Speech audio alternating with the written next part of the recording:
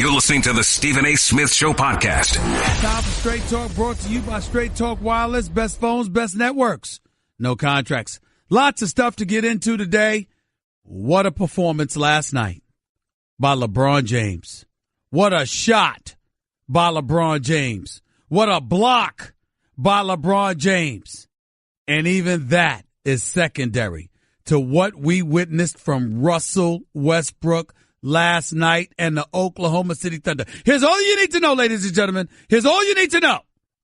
With 8 minutes and 36 seconds left in the third quarter, the Utah Jazz were blowing the Oklahoma City Thunder and Carmelo Anthony and Russell Westbrook and Paul George out of their own building in Oklahoma City with 8:35 left in the third quarter. By the time 32 seconds was left in the third quarter, the same quarter, the score was tied. The score was tied. What an unbelievable performance we witnessed last night from Russell Westbrook. It was something to behold. And we will get into that in a little bit as this show progresses right here on the Stephen A. Smith Show, ESPN Radio. But tonight is the night of the NFL Draft. And unfortunately, the lead story is not that the Browns are suddenly looking at Baker Mayfield as the top pick in the NFL Draft. The lead story is not that the Jets may have been screwed because they moved up to the number 3 slot in hopes of grabbing a Baker Mayfield. The lead is not that the New York Giants are going to draft Saquon Barkley, or they may end up taking Sam Darnold out of USC. The lead is not Josh Rosen and his opinionated tendencies and whether or not that may cost him being a high pick in this NFL draft. The lead is not Josh Allen and whether or not his talents out of Wyoming, despite the fact that he's only completed 56% of his passes last season, warrants him being the number 1 overall pick. Oh, no. None of that are the top angles that we get to broach today. The news of the day is very, very simple. The lead news heading into this NFL draft is that Josh Allen apparently did not do a good enough job of checking his Twitter account, the timeline associated with it, and making sure that tweets that should never be seen were deleted. Turns out that it was not. And as a result, here we are, Josh Allen, quarterback out of Wyoming, is now looking at his future under a different lens. Apparently his draft stock may be in a bit of trouble. On the eve of the NFL draft, offensive tweets from the potential number 1 pick surfaced on social media. He acknowledged to yours truly via a phone call at about 2 a.m. this morning. He acknowledged that indeed those were his tweets. He apologized profusely. He labeled himself young and dumb. The tweets no longer appear on his account. However, they contained racial slurs and other offensive language, according to Yahoo Sports, who originally revealed the tweets. The tweets cited by Yahoo Sports were sent in 2012 and 2013 when Allen was in high school. When I spoke to him, ladies and gentlemen, personally and exclusively at the time, because now Chris Mortensen just spoke to him within the last hour, Josh Allen was like, look, there's no excuse. I was wrong. I was hanging out with buddies. A lot of times, we steal each other's phone and put texts and tweets in there and all of this other stuff, messing around with each other. But that's not to blame anybody. It was on my account. I left it on there. I'm the one that ultimately has to be held accountable for it. One of the tweets he got was from the show Modern Family. If it ain't white, it ain't right. The others was where they were spewing the N-word. I don't think you N-words want a troubled son. Another one, N-word trying to get at me. Another one about to show up these N-word at Pong. Gonna do it, et cetera, et cetera. One was from what was it? Stay Screaming or whatever it is. Stay Scheming by Rick Ross. That's what he told me. It was true. You look at Rick Ross's lyrics from that song, that's where he seemed to have gotten one of them from. Modern Family, I saw it, I looked it up. It was true. But here's the thing, ladies and gentlemen. I'm going to be a straight shooter, and here's the reality of the situation. Although, as a black person, you never want to hear the N-word coming out of anybody else's mouth. Anybody's mouth that ain't black. Particularly and specifically somebody white. Let me be very, very clear. This is the same thing that I said about DiVincenzo when folks were asking him about offensive tweets, you know, from when he was in high school, the night he won the national championship for Villanova and the most outstanding player award. Let me be very, very clear with what I'm about to say. I hold adults far more accountable than I'll ever hold kids. This happened in 2012, 2013. Come on, y'all. I'm not condoning what Josh Allen did. I understand there's some people that's going to wonder what's in his soul, what's in his heart. Who is he really? What is he really all about? I understand those questions. And those are legitimate questions, but there is no way in hell that this should interfere with his potential draft stock. No way. If you were going to pick him number one, this shouldn't stop you. If you're going to pick him number two, this shouldn't stop you. If you were going to pick him number 3, 4, and 5, this should not stop you. At all. Ladies and gentlemen, I don't even want to think what my life would be like if I was judged upon what I did when I was age 15 to 16 years old. Josh Allen's 21 years old. When this happened, he was 15 or 16 years old in high school. Come on, everybody. Let's pump the brakes just a touch.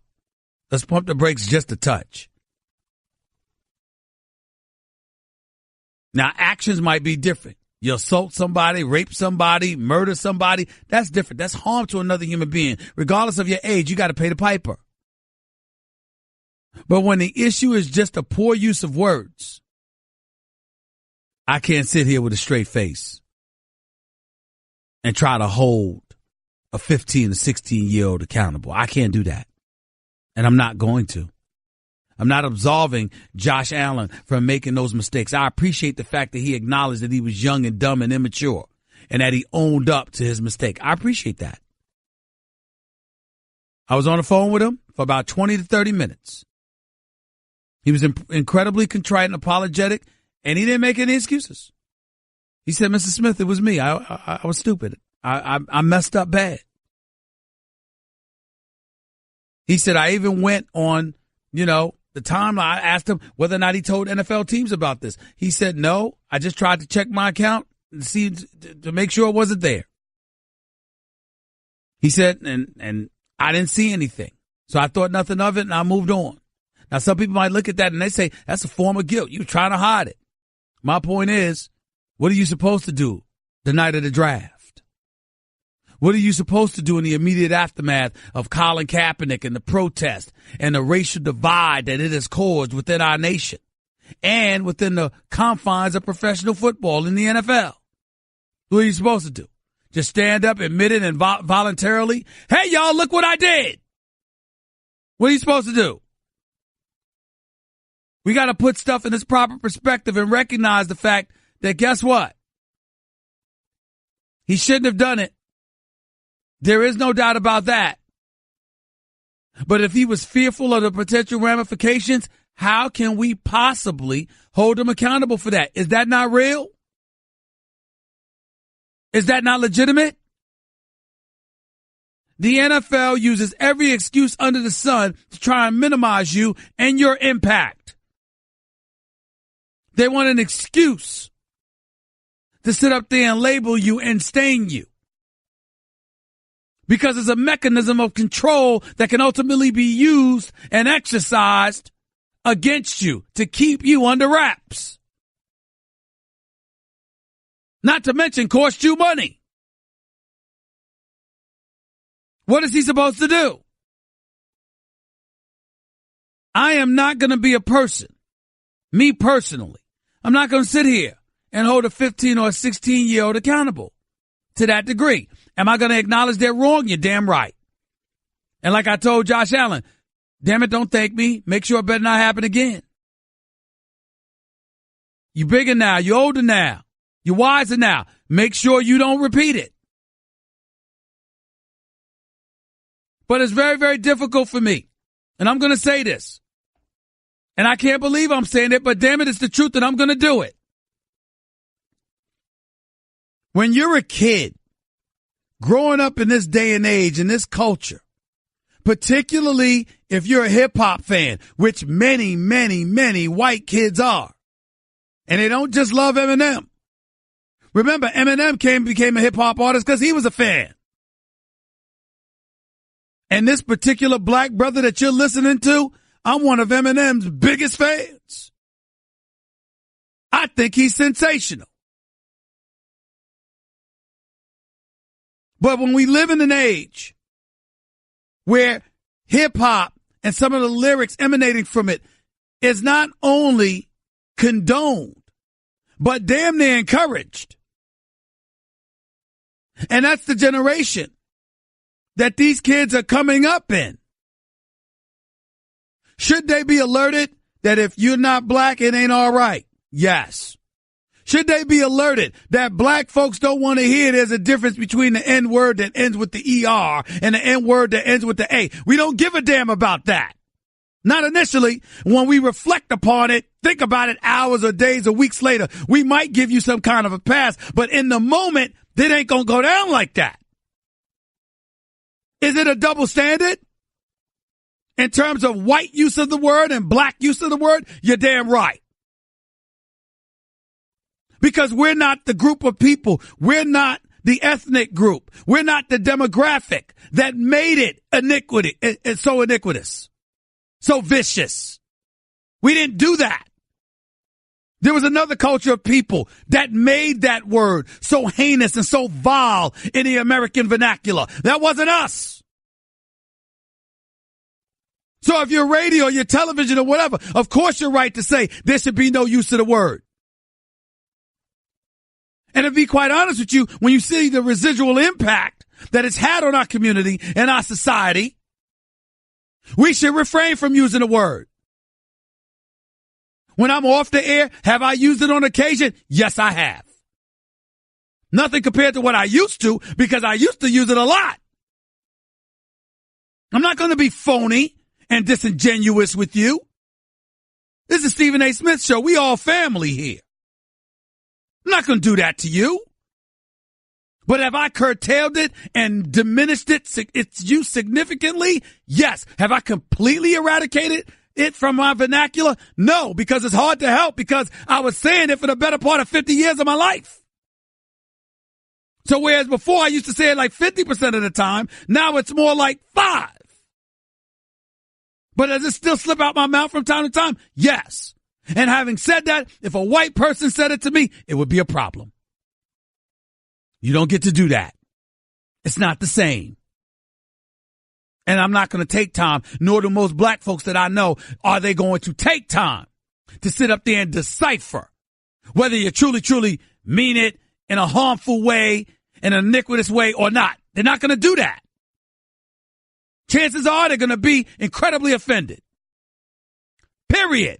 And you don't know what the ramifications are going to be. And to the white folks out there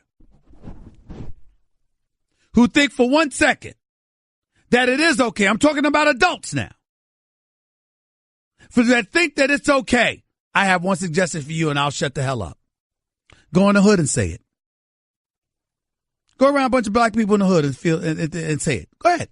I dare you. I dare you. Go ahead. You ain't going to make it out of there. Not unharmed. I can promise you that. Which you know. So if you know it, why do it? Whereas Josh Allen and those youngsters may not have known. They might have talked to one another like that all the time. See the difference? I'm not saying you absolve them. I'm not saying that you give them a complete pass. I'm not saying that you ignore it like it's nothing. It's a teachable moment. But you don't condemn this man. And you don't harm this young man. because of a mistake like that. When he can point out how he got it from one of Rick Ross's songs. Or Modern Family, if it ain't white, it ain't right. When he can literally point out that that's where he got it from. What's there to say? Why was it on TV? Why was it in the album? At some point in time, fairness and compassion must touch our souls when it comes to kids. That's what I said about DiVincenzo. That's what I'm saying about Josh Allen. If you don't take him number 1, number 2, number 3, number 4, number 5, let it be because he was at Wyoming instead of Alabama or Ohio State or Louisville or something, or Oklahoma or UCLA or USC. Let it be because he was at Wyoming. Let it be because he only completed 56% of his passes. Let it be because his upside, while it may be tremendous, might take too long to touch upon, and there are better candidates that are ready to contribute right now. Don't let it be because of this tweet or these tweets. Don't do that. Not only does he deserve better than that, any kid deserves the benefit of the doubt under those circumstances, especially when there's nothing in their history since that moment in time that would indicate that's who they are and that's what they're about. 888-SAY-ESPN, that's the number to call up. That's 888-729-3776. That was Straight Talk Wireless, nationwide coverage on America's largest and most dependable 4G LTE networks. That's just one of the items we'll get into. The other item is the draft. How the hell did Baker Mayfield become the top quarterback that may be selected in the draft? What are the Cleveland Browns thinking about right now? And based on that report, if it's true, who are the Jets going to take? What if Baker Mayfield goes number 1? What if Sam Darnold goes number 2 to the Giants? What do the Jets do? Because they desperately need a quarterback. What do they do? We know that the Giants should probably take Saquon Barkley. But what if they don't? What should the Jets do? That's a huge, huge question mark, where we're in desperate need of an answer. 888-SAY-ESPN. It's 888-729-3776. Outside of that,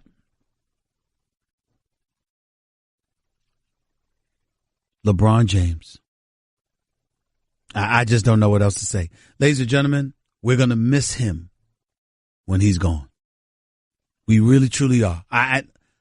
Listen, I can be critical of LeBron from time to time, even though I think that I'm far more complimentary of him than he and his camp ever give me credit for. But I do believe that there's not much else you can say about this guy. He seems superhuman physically. He does what it takes. He's committed to excellence, to taking care of himself. The condition that he's in his 15th year in the league, juxtapose that to Carmelo Anthony, and it's sad. LeBron James is winning games, still recognized universally as the greatest player in the world. He was taken number 1 overall in the 2003 draft. Carmelo Anthony was taken number 3 overall. A prolific scorer in a career 24.7 points per game average. He has never been to an NBA Finals and was on the bench, standing on the sidelines, cheerleading when Russell Westbrook and Paul George brought these boys back from an insurmountable, it appears, 25-point deficit.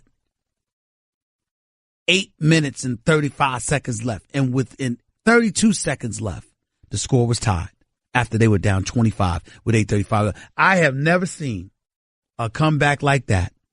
It is something special. Russell Westbrook, oh my God. What a performance. He took 39 shots. Now he scored 45 points. He took 39 shots. LeBron James scored 44 points, took 24 shots. So Russell Westbrook only had one more point and took 15 more shots. But what I'm saying is that comeback from a 25-point deficit, that performance by Russell Westbrook is one for the ages. It was simply something special to behold. We can't ignore it. We can't diminish it. It's that special.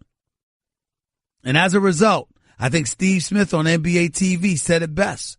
He's not so sure anymore as to whether or not Utah is going to win the series because they don't want to come back to OKC after what just happened to them, which means that the only way to survive and move on is to win Game 6.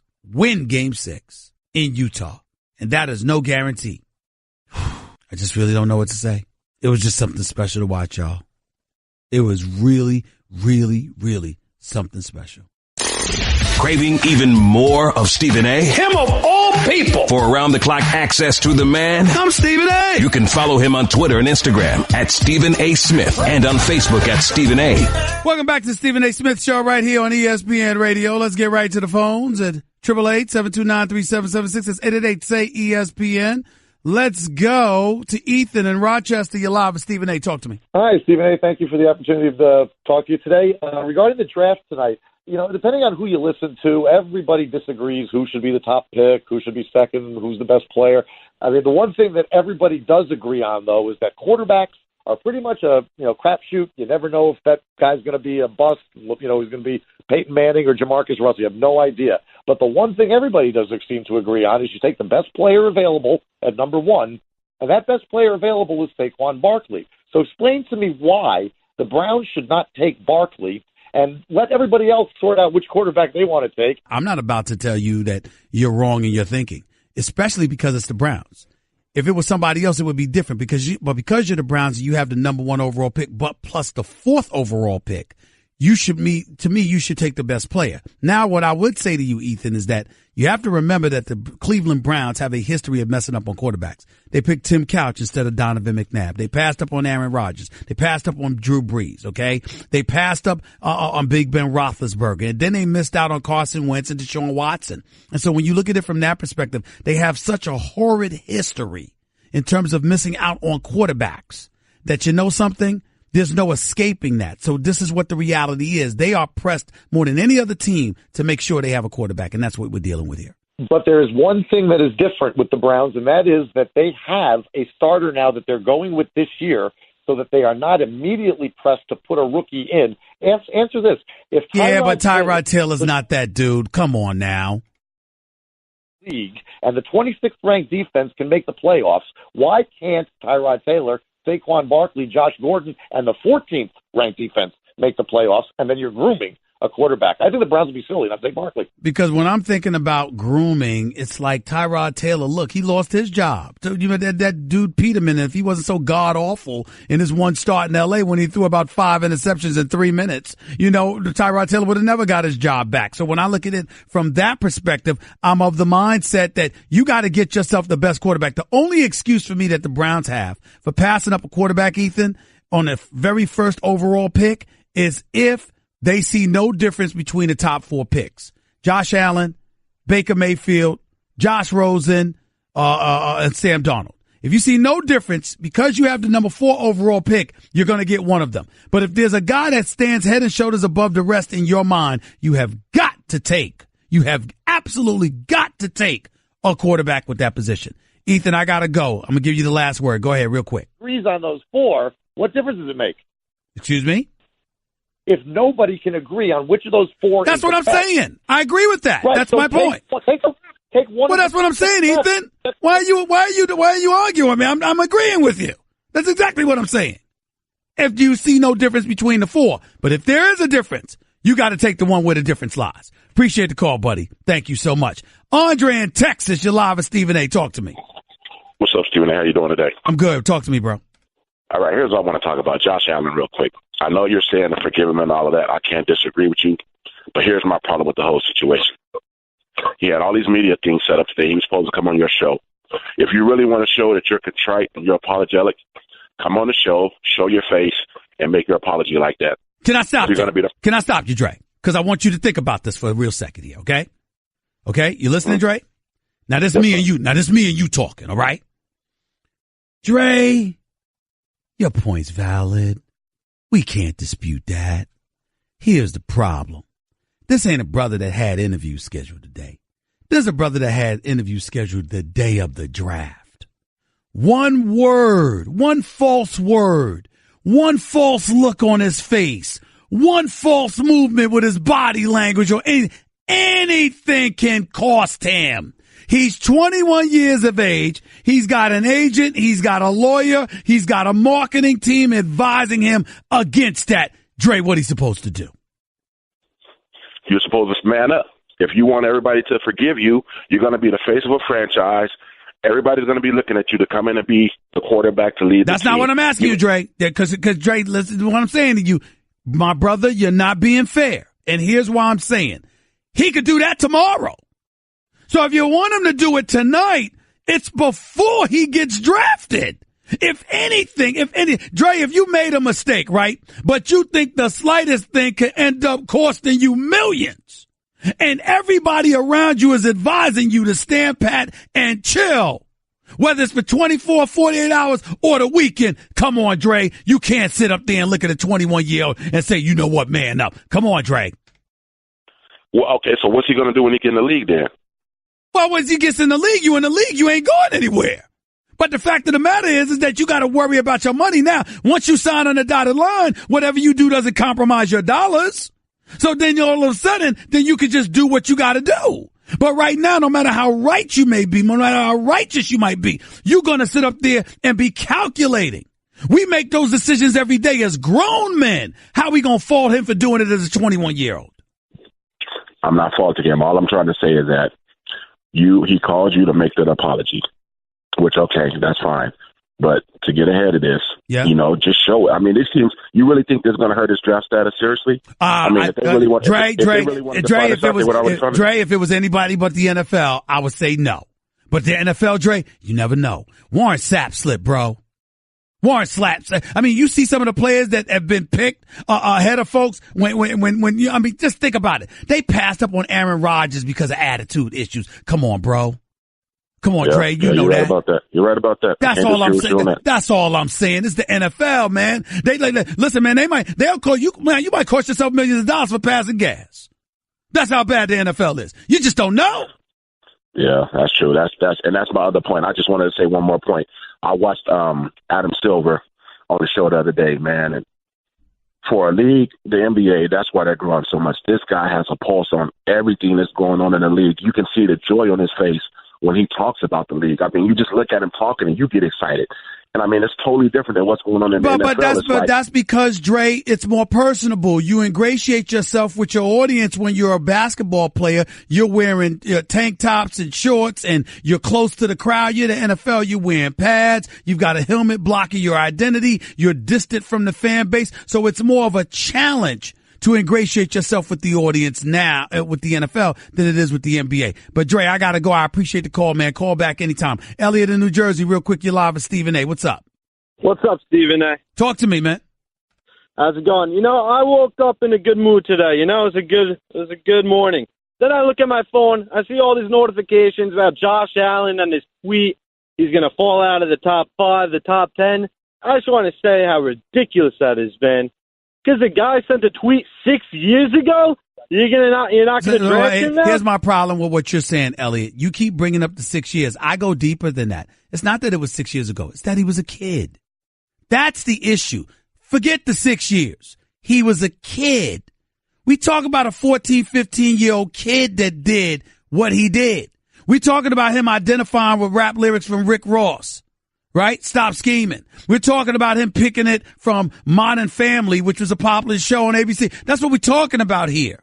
So the fact is, if you're looking at a teenage kid that just sent the wrong kind of tweet, and that's justification to sit up there and diminish the guy, I can't be that unfair to that kid. I can't do that. And I think that we've got something really, really wrong with our society if we're looking to hold a kid accountable, because we are truly being hypocritical and not looking in the mirror. Because I'm here to tell you something right now. If ESPN knew some of the things I did when I was 14 or 15 years of age, I wouldn't be employed. I wouldn't be here. I'm trying to tell you right now.